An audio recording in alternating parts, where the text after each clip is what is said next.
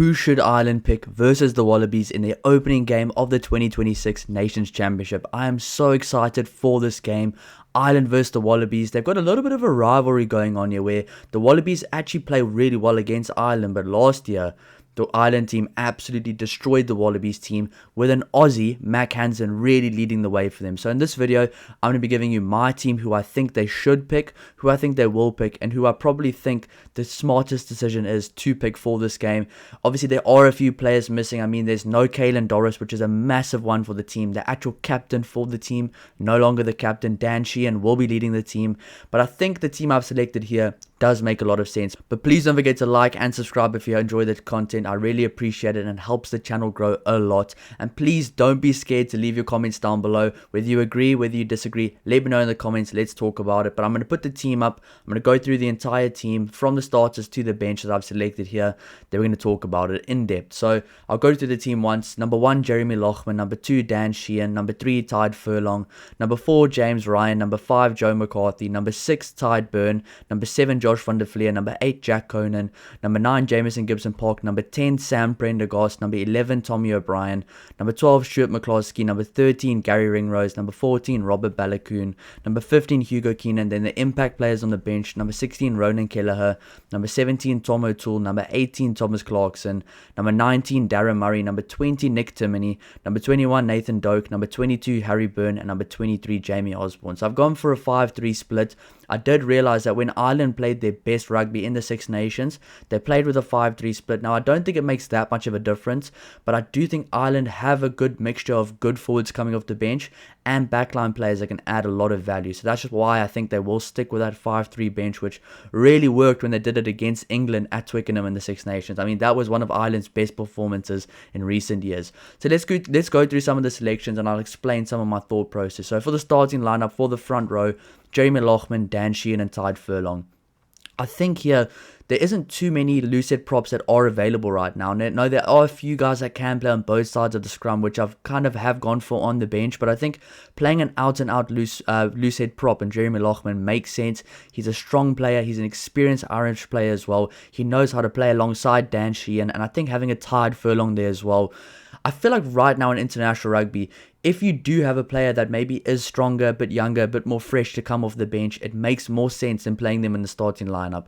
Tide Furlong is very experienced. He's been playing some decent rugby recently. Not his best, not his worst either, but I think with his experience, he will be the guy to start for these games, to just see out the first half or the first 45-50 minutes of the game before bringing the other guys on. Of course, Dan Sheehan is the captain, so I think he will get most of the game time, if not 60 to 70 minutes a game. Of course, there is Ronan Kelleher on the bench as well, which he is an awesome player. He even started in the URC final for Leinster as well. So that's my front row. Please let me know down below if you disagree. But if you do, please let me know who you would pick instead. So let's talk about it down below in the comments. I think the front row for me is always a bit of a difficult one. Me not being a front row player, me not being the most interested in the front row growing up, it's always a difficult one for me, but I am starting to see kind of the thought process of the coaches as well.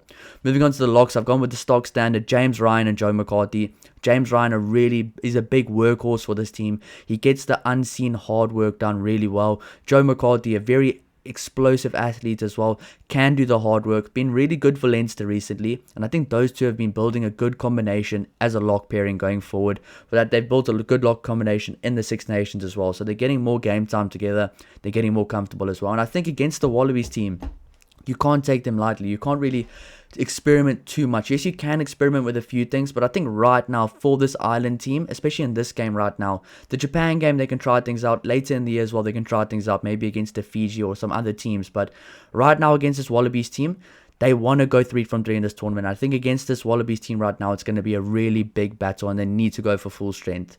Looking at the loose trio, I've gone for Tide Byrne at number 6, Josh van der Vlier at number 7, and Jack Conan at number 8. I think Jack Conan comes right in. I mean, he's an experienced number 8. He starts for Leinster sometimes. He's a British and Irish Lion as well. It just makes sense to put him right there in place of Ieland. Of course, there's other guys who can play as well, but I think Jack Conan is the guy there right now. I've said this multiple times. He is such a good player, one of the most underrated players in World Rugby. I think he's really going to kind of shine through and show that he is still that big time player. He scores some really insane tries as well. This guy, put him in tough positions and he will come out scoring all the time. He's just a really good player. The perfect guy for number 8 right now to kind of have that combination with the Jameson Gibson Park, because once again, at this level, even if you are bringing players in that haven't been starting recently or aren't usual starters, just having them with combinations they used to, with combinations where they have that kind of cohesion, it really makes it a lot easier for these guys to just get into the swing of things, just get right into it and go about their business, go about their job. Now 6 and 7, Tide Burn and Josh van der Fleer. Josh van der Fleer has been the World Player of the Year before. When this guy plays his best, he is absolutely awesome. I say it every time I talk about these team sheets. This guy runs like a center. He's an absolute athlete, and I think it's a good balance having a guy like him with Jack Conan and Tide Burn as well. Of course, Tide Burn saving the best for last year. I think he is 100%. Him and Dan Sheehan are the best 2 forwards in the Ieland forward pack. And I'd say Tide Burn is the most important forward in the Ieland forward pack. He's a good utility player. He plays lock, he plays 6, he can play 8 as well if you really need him to.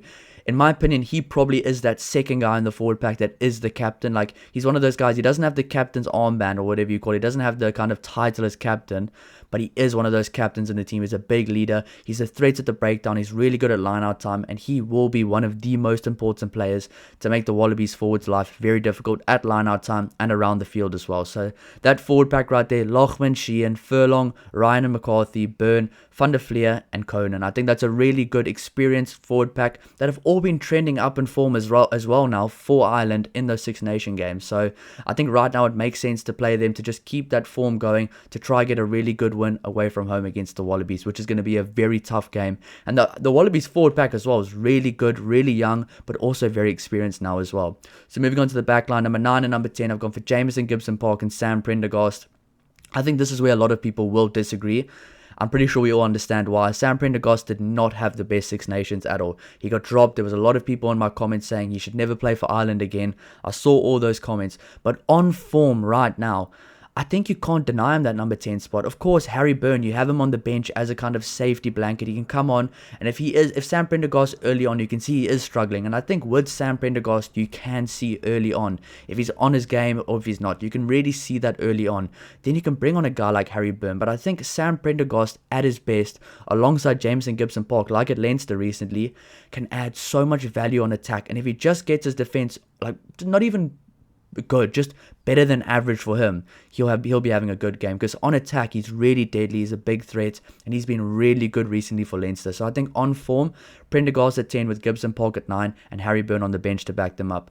Now moving on to the centres, we'll stick with the centres from the Six Nations, Stuart McCloskey and Gary Ringrose. Of course, I've seen all the comments as well. I agree. A guy like Jamie Osborne would be really fun to see in the centres alongside of Stuart McCloskey.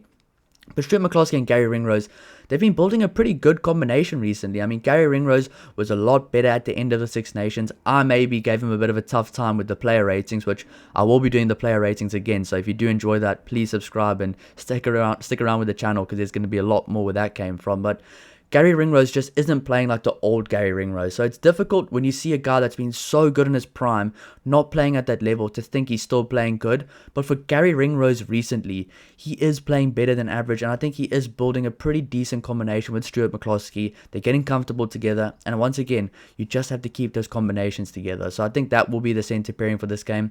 But I would love to see a Jamie Osborne with a Bundi Aki, or a Jamie Osborne with the likes of a Stuart McCloskey later on down the line. That would be really fun to see. Moving on to the back three, I've gone for Tommy O'Brien at number 11, Robert Balakoon at number 14, and I've gone for Hugo Keenan at number 15. Now, for me, this makes so much sense. Tommy O'Brien was always the guy, if there was injuries, he'll come right in. Now, there's no James Lowe right now either. There's no Mac Hansen, so Tommy O'Brien is the kind of no-brainer option to play there. He's been really good this year. He was absolutely excellent in that Scotland game, the final game of the Six Nations. And then at number 14, Robert Balakoon. He has been one of the best wingers in the world this year when he wasn't injured. Now, he has come back from injury now, but I think he will honestly take off where he left off. And I think we could be seeing a Robert Balakoon versus a Max Jorgensen battle, which could be absolutely awesome to see. That will be absolute fireworks. And once again, I will say it again, I reiterate this all the time. Tommy O'Brien and Robert Balakoon, that what they do so well, they work off their wings. They work into the line almost like an extra outside centre, like an extra backline player. And it really does create those overlaps and make it a lot easier for the attacking team to get numbers out wide. Sometimes it does seem like Ireland have more players on the field in attack because they do so well of bringing those players from outside their positions, working in and just working hard off the ball to make more options, more difficult for the defense to read as well. So I think Tommy O'Brien and Robert Balogun on the wings. Fullback, I've gone for Hugo Keenan. Now, if Hugo Keenan didn't have such a good season for Leinster, I would have said Jamie Osborne 100%. But I think Jamie Osborne has a different kind of impact in this team. I think he has a different role in this team, and I will talk about that. But Hugo Keenan is a starting fullback. He's been really good for Leinster. He was good for the British and Irish Lions when he played for them as well. He's been really good recently, and I think you just have to play a guy in form like that. There's a few Leinster guys here, but I think right now, this is a really good balance of guys that know how to play together and guys on form as well in the back line. But we'll move on to the bench now. The bench front row, I've gone for Ronan Kelleher, Tom O'Toole, and Thomas Clarkson. There's probably a big question mark there around Tom O'Toole, playing outside of his normal comfortable position. But the nice thing about Tom O'Toole, he plays on both sides of the scrum. He's been really good there in recent games. He played there in the Six Nations as well, and he really impressed me in the Six Nations. He was one of those players I thought, this guy's going to have some really good future games and play a lot of games for Ireland if he keeps playing like that. So I think keeping that group together that knows how to play together, Kelleher knows how to play with Clarkson, Tom O'Toole knows how to play with Kelleher as well. Just keeping those guys together makes a lot of sense going forward, because in those kind of front row battles, if you're not sure the guy next to you knows how to scrum with you, it could be a long day in the office. And those second half scrums and second half set piece battle is kind of where it is more crucial than the first half even. So I think that is a very good kind of backup front row. They know how to play together, and Tom O'Toole has been really good on both sides of the scrum as well. Now looking at the rest of the guys in the forward pack on the bench, I've obviously gone for a 5-3 split, so two more guys. I've gone for Darren Murray and I've gone for Nick Timoney. I was really thinking of Cormac Uzuchukwu, but I think right now they probably want a guy that is more of an out and out lock than he is more of an out and out loose forward. I know Cormac Uzuchukwu can play lock as well, but I know Darren Murray can be utility as well. I think right now a guy like Darren Murray has really put up his hand in the URC season, in all those games for Connacht. He's been absolutely awesome. He probably is the right guy right now to come on, and then you can move guys around as well. You can put a guy like Tide Burn into the lock position. You can play him with a Darren Murray towards the end of the game, and bring on a Nick Timoney if you want to play a Jack Conan and Josh van der Vliet for the full 80. So there's a lot of things you can do from number 4 to number 8, and I think Darren Murray and Nick Timoney are probably the perfect two guys to have on the bench for that as well. Of course, if you have a 6-2 split, then you can put a guy like Cormac Uzuchukwu there that can cover those positions as well. It obviously does make sense. No Edwin Adogbo as well. I was really looking forward to see how Edwin Adogbo would play, but unfortunately he is injured. And there's other guys as well, like the Ward brothers, Sean Jansen as well, Kian Prendergast. But I think right now, Darren Murray to kind of back up those lock positions and fill in that loose forward position if they do get crucial injuries. Then of course Nick Timoney as well. He's been that kind of Quagga Smith player for the Ireland team in the Six Nations, and yes, it maybe makes sense to give him a starting role to kind of reward him for his form. But I think playing these guys from the bench that are comfortable from the bench really just, it's kind of like a position by itself. These guys are comfortable playing off the bench, so keep them there. It's a very crucial role in the team, and not every single player in the world will be good off the bench. So these guys that are good bench players, keep them there. They will make a massive impact, and they'll be a very good unit off the bench as well. Now, the three backline players on the bench, I've gone for Nathan Doak at scrum half, Harry Byrne at number 22, and Jamie Osborne at number 23. Some of these are really self-explanatory. I mean, Nathan Doak right now, I think he needs to get game time. They know what they're going to get from Craig Casey. He's a really good player off the bench as well, but there's also no Jack Crowley, so it's not a thing of saying, oh, we need to play some combinations together. It's not like that right now. I think right now, it's a straight fight between Nathan Doak and Craig Casey, and I think Nathan Doak deserves to get it right now. Kind of see what he can do. He's one of those guys, almost like a Tom Stewart as well, ready for this level, ready to go play and show what they can do at this level as well. So Nathan Doak at number 21, really excited to see if he can get some game time, because he's a very fun player to watch with a really smart boot as well, and he can kick for the poles as well, which just adds another option as well to maybe you can do a 6-2 split and leave a fly half out. But I think right now with Sam Prendergast, you have to have a fly half on the bench. I think the same thing with Leinster, it works there as well. Have a Harry Byrne on the bench. You can come on as a safety net, good at kicking for poles. They know what they're going to get from him. He's not going to do anything too special as well when he comes on the field. I think you kind of have a high upside with Sam Prendergast at 10, with a bit of a lower downside, but I think with Harry Byrne, you kind of know what you're going to get all the time as well. So it's a good safety net there. Then, of course, Jamie Osborne at number 23. He can play 12, he can play 13, he can play fullback, he can play wing. You could probably stick him on 10 as well if there's a lot of injuries. So I think that just makes sense from a utility perspective, and he will do really well in any position he plays in. I really do rate Jamie Osborne so high. This guy's got a bright future, and I've seen a lot of people saying they'd like to see him at center.